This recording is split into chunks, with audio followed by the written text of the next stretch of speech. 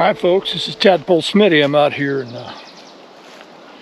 Pinos Altos, New Mexico. We're going to go do a little bit of prospecting, gold panning with my buddy Murphy. You might have seen our little show we did on Smitty and Murphy go into the Gila Mountains.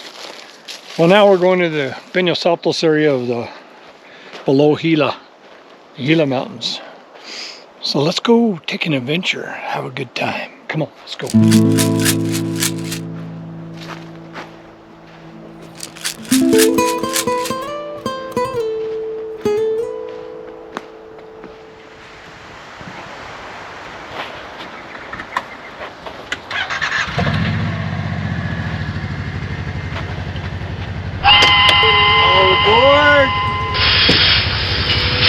Crazy train! Do that challenge. All right, long run.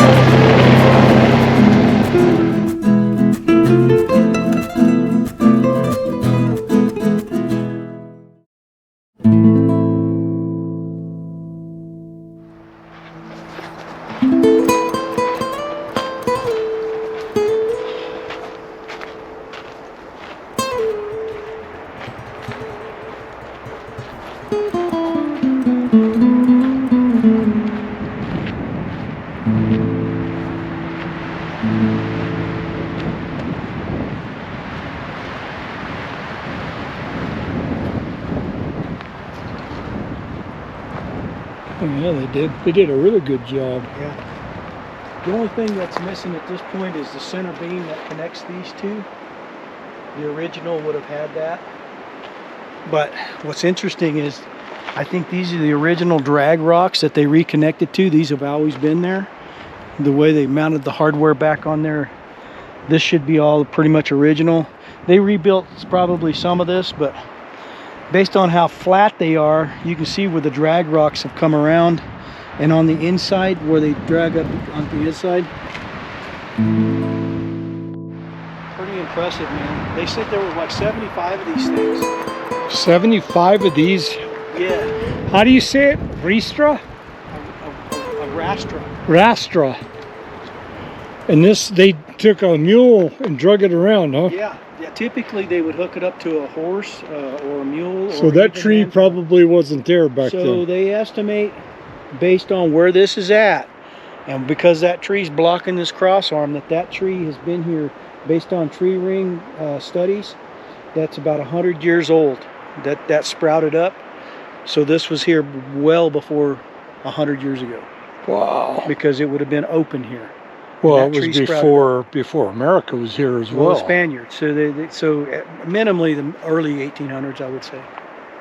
But they estimate that tree to be about 100 years old. And the write-up on it's over here.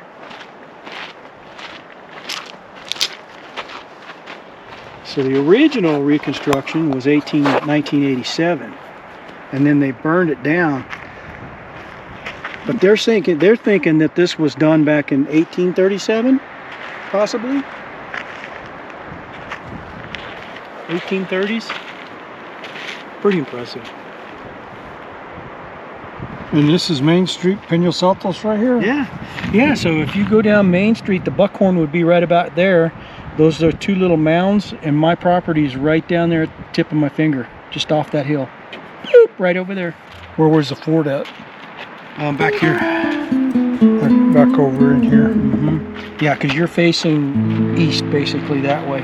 I know that because I recognize these two little mounds, which are the two mounds back over here. Oh, cool.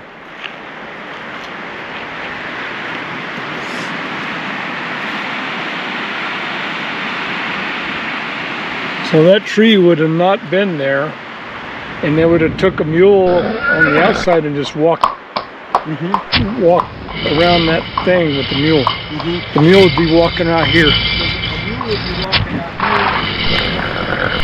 probably disconnected to a harness in some way, walking around in a circle and drag this way. And this would grind the ore down so they could, were they silver or were they gold mining? Both. Both? Both. They were extracting both up in here. But this is a gold mining region. Pinos Altos was founded on gold. Silver City, 6 miles away, silver. But mostly Pinos Altos was gold. And so what they would do is typically, if you study Arrastras, they would make a slurry out of this. They'd put water in here mixed with rock, such as like this, and they'd throw that all in there, and they'd put a little water in there, and then they even got so fancy as to throw mercury in it. And as it was grinding, the mercury would suck up the gold. They would extract the mercury and then retort the mercury off the gold and get what they call flour gold off of it, so that the mercury would be recovered through a retort system, and they'd do it all over again. So this would be like a slurry of water and mercury and toothless old men going, ah, there's gold. Like you, when you take your pictures. So they've been prospecting in there for hundreds of years, and now you're doing it, huh? Yes, I'm doing it. Well, let's go show me how to do it. They got all the goodies, that's for sure. They got all the big stuff.